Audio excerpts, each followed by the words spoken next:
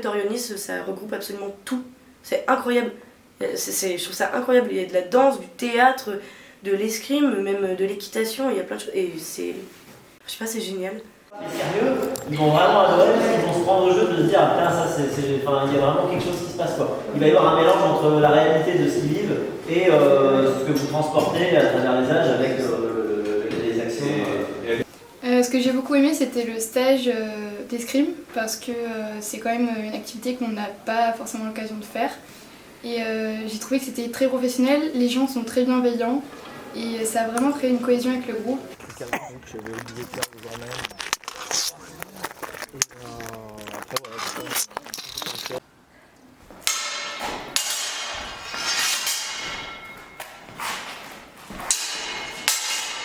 Moi je fais partie du groupe Escrime, donc en week-end on a progressé comme je pensais que je pourrais progresser en 2 mois on va dire.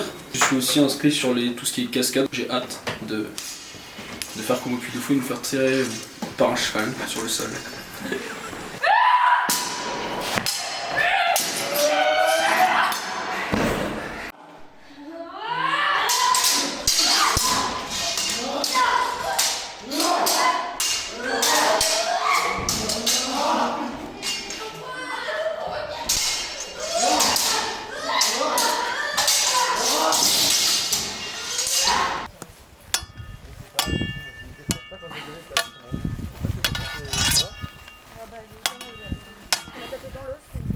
Alors pour créer une chorégraphie en escrime, comme son nom l'indique, c'est une chorégraphie.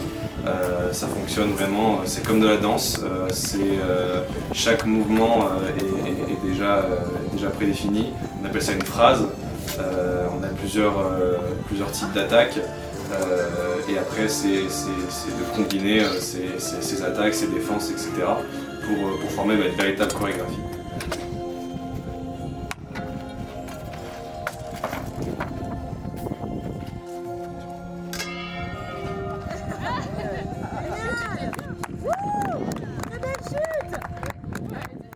Celle-là s'appelle la chapelloise, c'est qu'on vient de faire. On peut la trouver sous différentes formes, c'est flic autant que... Vous allez avancer, les hommes applaudissent, d'accord? Donc les femmes, voilà, vous revenez comme ça, les femmes applaudissent, les hommes, vous arrivez. On tourne sur son épaule gauche, vers sa partenaire. Voilà. Je comprends pas, j'arrive pas. C'est Emma qui m'a dit ouais, on cherche une danseuse et en fait on a fait de la danse ensemble quand on était au lycée. Et on s'est recroisés à la fac et elle m'a dit ouais on cherche une danseuse, bah viens essayer. Ouais, tu l'as volé, ouais. C'est bien ça. Pardon. Ah, c'est bon, ça va. En avant.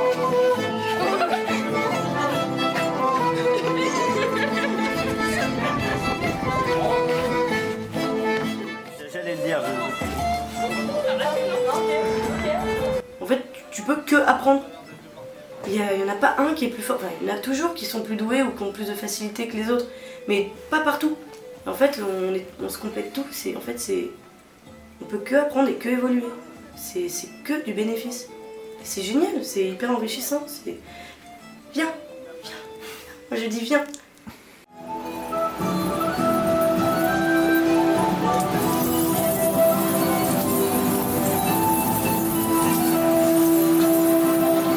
Dans les premiers spectacles, on n'avait pas de danse et on s'est aperçu très vite que c'était un élément indispensable.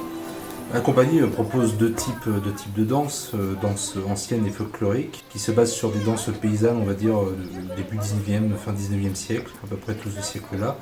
Et puis on a à côté la danse contemporaine, moderne, tout ce qu'on peut aujourd'hui trouver, un peu de jazz, mine de rien.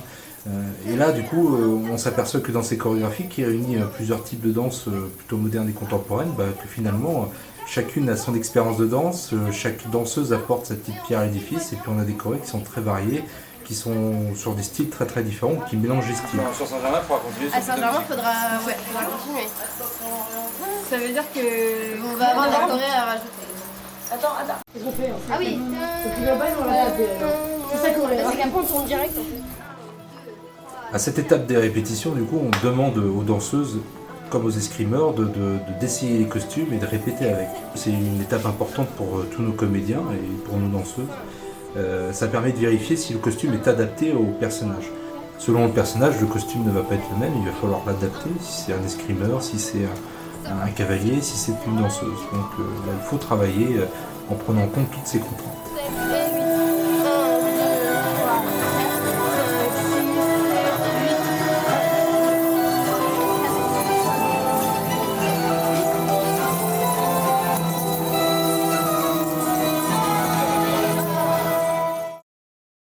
Quand Dany dit qu'il faut commencer à travailler sur Noël et qu'on est au mois d'avril, par exemple, compliqué.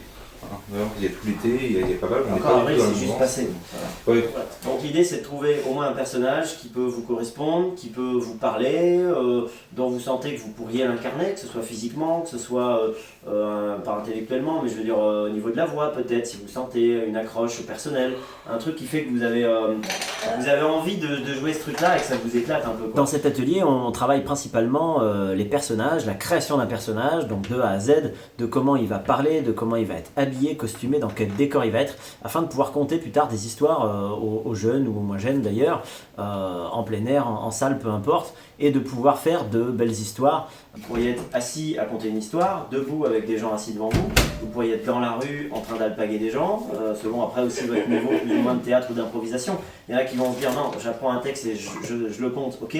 Nous n'avons pas du tout la prétention d'être une école de formation aux arts et techniques du spectacle, mais nous apportons juste de cette manière à des bénévoles et amateurs le moyen de devenir confirmés dans leur domaine et de les mettre en valeur dans des spectacles pour qu'ils s'éclatent vraiment tous ensemble. De petits gobelins ou de petits nains ou des trucs comme ça peut être rigolo, qui se foutent sur la tronche verbalement, ou qu'il y ait des petites actions comme ça qui soient rigolotes pour les gens, pour les enfants. Moi je mets une ère celtique ou ère médiévale, toi, on peut imaginer ça aussi. Fait une princesse, c'est aussi capable de se battre qu'un chevalier ou un pirate. Petite histoire comme ça. C'est bête, hein, mais moi j'ai mis un jeune lutin de 300 ans, toi, c'est pour, pour imaginer que 300 ans c'est rien pour lui, toi, complètement, et du coup ça reste un jeune lutin. On peut imaginer que ce soit une fée, soit qui vit dans un monde fantastique, auquel cas t'as pas besoin de préciser une période, mais tu peux aussi préciser une période bien précise, comme le monde médiéval, enfin toi ça peut être parce que tu estimes que plus tard tu voudrais qu'elle rencontre un chevalier, un gladiateur ou comme ça, j'imagine, hein, mais voilà. Après, part sur l'idée de la description d'un costume. Quoi tu la vois? Si c'est une badass, du coup, est-ce qu'elle est agile? Essaye de noter son agilité. Est-ce qu'elle est très agile, mais en revanche, elle retient rien? C'est un caractéristique de personnage. On aura besoin de personnages en fixe pour compter, mais peut-être que sur un spectacle, il n'y en aura que 4. Donc si vous êtes 8, il n'y aura peut-être que 4 qui vont compter en réalité. Soit vous allez tourner en disant, déjà si vous faites 1 heure chacun, ou 1 heure à raconter la même histoire 5 fois de suite par exemple, ça peut être long, donc vous aurez fait une pause, et puis il y en aura d'autres qui vous remplaceront peut-être. Et puis vous allez déambuler, peut-être dans la rue, et puis faire des photos avec les enfants. Voilà, on n'est pas obligé de faire tous la même chose, de la même manière, au même moment. Qui a pris l'introduction au spectacle des Mousquetaires? Enfin, Romain. J'ai déjà travaillé. Ouais. Tous ces points. Brin d'herbe. Il était une fois un brin d'herbe. Il était totalement désespéré. Tantôt congelé par le froid, tantôt inondé par les pluies, ou brûlé par le soleil. Il y avait juste une observation globale, sans être plus technique, c'est que je trouve que ce texte a une émotion souriante, quoi, globalement, et que je trouve ça chouette de la mettre dedans, parce qu'on imagine le petit brin tout mignon, quoi. En fait, c'est assez bizarre, mais même derrière un micro, il faut que physiquement que tu souris, pour qu'on entende ton sourire, en fait. Voilà. Et c'est assez curieux de se dire que derrière un micro ça va s'entendre, alors qu'on le fait, enfin ouais, c'est bizarre, mais ça marche. C'est la première fois en fait que j'ai une expérience d'enregistrement, donc merci Orionis pour ça. C'est un travail que je trouve quand même difficile. Je m'attendais pas vraiment à ce que ça soit aussi exigeant. Et ça m'a permis aussi donc de découvrir les contraintes à tous les niveaux. Il faut faire attention, comment on cale sa voix, le rythme, mettre vraiment l'émotion qu'on peut pas forcément, qui est parfois difficile à retrouver avec seulement l'usage de la voix. Donc c'est vraiment intéressant de pouvoir travailler sur ça. Et du coup d'avoir un bon matériel aussi, c'est quelque chose de agréable. D'accord, avec certaines personnes qui disent que c'est pas un jeu de comédien de passer devant le micro, ça l'est, puisqu'il va falloir redonner tout de suite, peut-être des mois avant, c'est-à-dire que là on est peut-être au mois de mars, pour un spectacle qui va être enregistré, qui va être joué en septembre. Va avoir toi l'émotion que tu vas avoir le jour où tu vas devoir faire ta voix sur un spectacle en septembre, mais au mois de mars, alors que tu connais ni les gens sur place, ni le lieu, toi c'est vraiment un jeu de mise en condition. Et il faut être un petit peu bipolaire ou schizophrène, je sais pas trop, pour essayer de s'imaginer une vie. Moi, quand je passe devant le micro, je m'imagine d'être un seigneur, d'accord? Je suis un seigneur, je suis marié à Tom. Je me fais toute une vie dans ma tête. Ça lui fout la trouille de temps en temps. Mais je me fais toute une vie dans ma tête et du coup, bah, c'est comme si j'étais ce personnage-là. Toi, j'incarne ce personnage-là. Donc il faut vraiment rentrer dans cet esprit-là. Pour ma part, je pense qu'il faudra essayer deux choses. Cette voix-là est intéressante et je suis sûr que tu as moyen de faire aussi une voix un peu plus basse. Oui. Dans ta voix. Non, mais ça va aller forcément très grave. Mais j'ai l'impression que là, tu avais une voix un petit peu haute et que tu peux arriver à faire les deux. Les deux peuvent être intéressants, mais je pense que ça peut être sympa de voir aussi ce que ça donne. Dans leur communauté vivait un moine plutôt original, voire illuminé. Un frère très instruit, très instruit. Probablement un peu trop d'ailleurs. Pour Gilles, texte prologue du concours. Le pop qui a assez d'épaule. Voix off, voyageur. Allez. Les hommes libres marchent à pied, le dos courbé, avançant sans jamais se retourner. Bon, par contre, c'est une voix plus voyageur, plus grave. Il faudrait que je retrouve ma voix grave. Alors. En fait, c'est à peu près le même personnage que Cogolin, finalement. Ah oui, alors donc je suis un peu dans la merde. Pourquoi? Bah, c'est pas la même voix. Tu me dis que c'est pas la même voix. Là Ouais. Ah non, bah non. Non, là, moi je veux vraiment... Pourquoi je suis monté là? Je suis monté à quel endroit? Non, mais après c'est sur le côté... Attendez, je dois bien avoir une histoire à vous conter, elle doit être au coin de ma pensée. Ah, oui, ça y est. Ok. Il y a une accélération, il y a un moteur, parce que le mec réfléchit, il charge dans sa mémoire. Je peux te lancer un petit défi. Ouais. Tu vas sourire au maximum. Vas-y, non mais souris. Ah. Vas-y, là, comme ça, et tu vas me jouer le texte qu'en souriant. Ok. On met du scotch sur les joues, tu sais. Juste content, d'accord? Même s'il se fait piétiner, oh, c'est génial. Okay. Ah, juste faire ça. Il était une fois... je vais pas y aller. Si, on va se concentrer. Rigoler pour les autres. Il était une fois un brin d'herbe. Il était totalement désespéré. Tu souris? Ce que je préfère, moi, dans le travail avec l'acteur, c'est le travail du jeu. Il y a une véritable personnalité en chacun des acteurs, il faut aller la chercher. On peut avoir des personnes timides comme des personnes totalement extraverties. Il faut utiliser les compétences et les défauts de chacun pour les mettre en avant dans des personnages qui vont rayonner nos spectacles par la suite. Il était une fois un brin d'herbe. Il était totalement désespéré. Tantôt congelé par le froid, tantôt inondé par les pluies, ou brûlé par le soleil, et parfois même piétiné par des centaines de grosses chaussures et de bottes. Dès lors qu'il commençait à être heureux, à s'étendre vers le ciel bleu et la chaleur du soleil en écoutant les oiseaux s'interpeller et en sentant la brise le caresser, il était tondu ou aplati et compressé contre la terre. Tu viens de me donner un truc qu'on n'avait même pas vu en cours encore. Tu t'es vraiment lâché pour le coup. C'est la première fois que j'entends pratiquement ta voix. Voilà. Il va falloir qu'on combatte ensemble cette timidité et qu'on aille un peu plus loin, d'accord? Ok. Ce qu'il faut, pour le feu notamment, forcément, pour ceux qui seront concernés, et aussi pour des trucs de jour un peu plus classe. Alors il y a des fois des trucs lumineux, on fait de nuit, mais c'est des trucs à LED qui vont nous permettre de s'éclairer, tout ça. Après je vous montrerai des trucs, ce sera plus simple.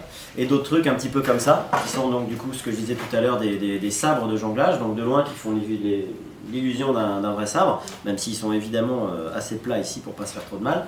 C'est quand même assez lourd, quand on se le reçoit, on sent le poids que ça fait au bout d'un moment. On appelle ça un staff ou un bâton indien. C'est celui que j'utilise moi ça c'est celui d'entraînement et j'ai exactement le même qui prend feu, qui fait la même taille et le même poids pour pouvoir s'entraîner sans se dégueulasser. Parce que une fois que ça a pris feu, ça fait des traces de noir à chaque fois, partout, c'est dégueulasse. Donc il faut que tu essayes de te dire, dès que tu as une main qui chope un bord, hop, faut que l'autre rattrape quelque chose de central. Faut que tes mains, tu vois. On prend la main, on la tourne d'avance pour qu'elle ait plus de temps de course. Parce que plus ça va vite. Bon bah voilà, la première expérience, j'étais très gênée, j'avais peur, j'avais super peur, mais les gens sont super, on s'entend tous super bien, et puis Logan a le don de mettre les gens vachement à l'aise, je le dis. Tu me déconcentres, Logan. On va essayer de se passer autour de soi pour faire ça.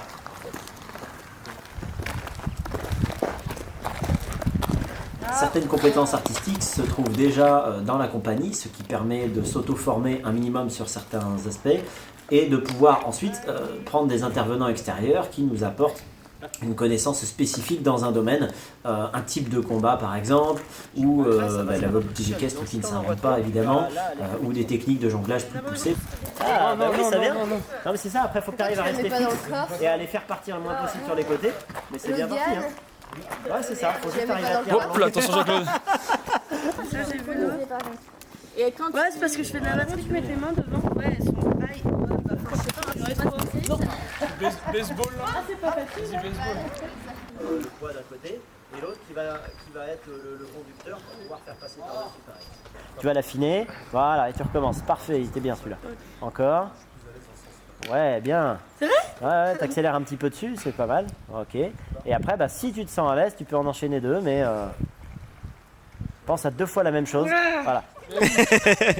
Bruit du cheval. Tu vois?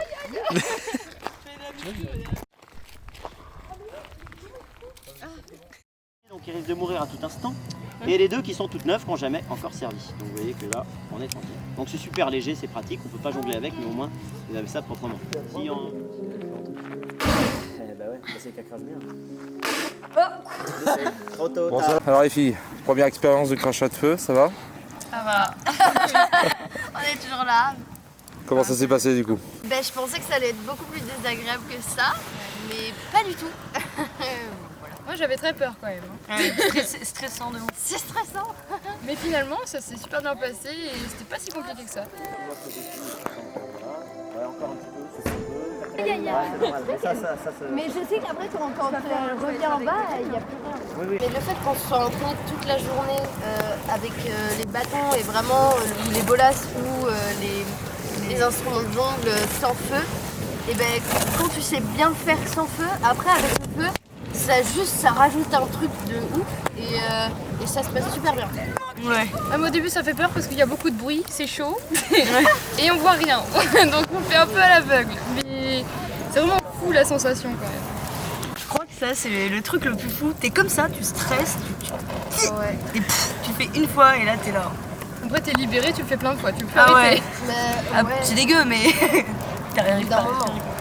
Est-ce qu'on peut dire que c'est un petit objectif dans votre vie qui vient de clairement, mais oui, clairement. C'est incroyable. Un truc à faire. Moi dans la semaine je disais ce week-end je vais apprendre à cracher du feu. Ouais c'est ça. Je disais en mode d'accord, bah, moi je vais voir mamie. Ah oui.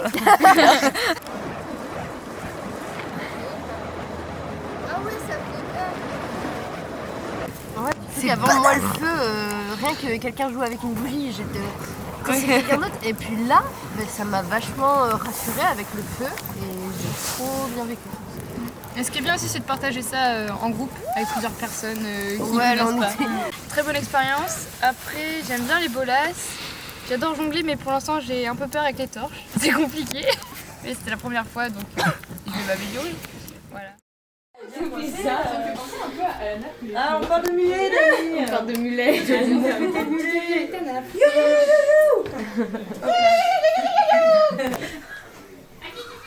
Le canari.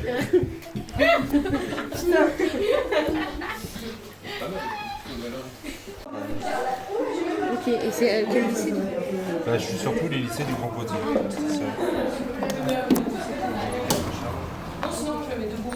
Ok, on a la place. Ouais, voilà, c'est ça. On va faire une pause comme ça. Hein? Le monde est à côté de nous.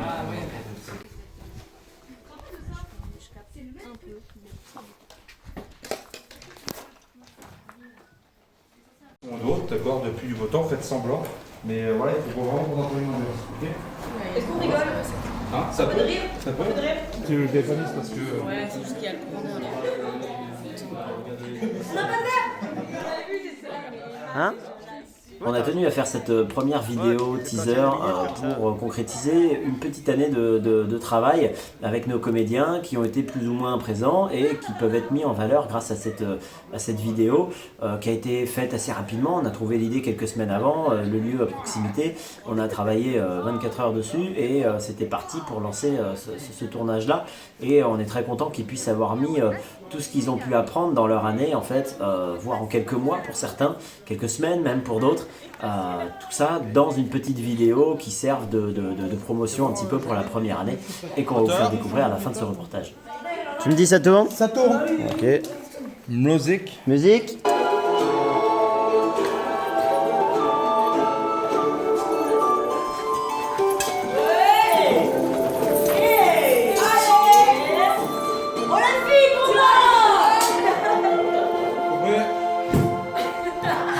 Bravo.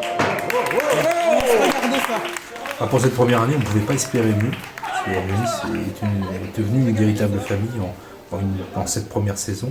Et c'est une grande aventure humaine, je pense, qui ne fait que commencer pour nous, en tout cas.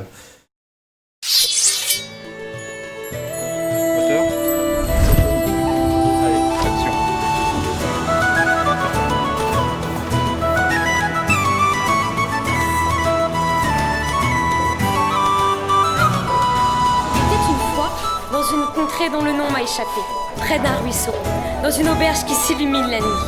Le vin coulait à flot, l'ambiance était à la fête.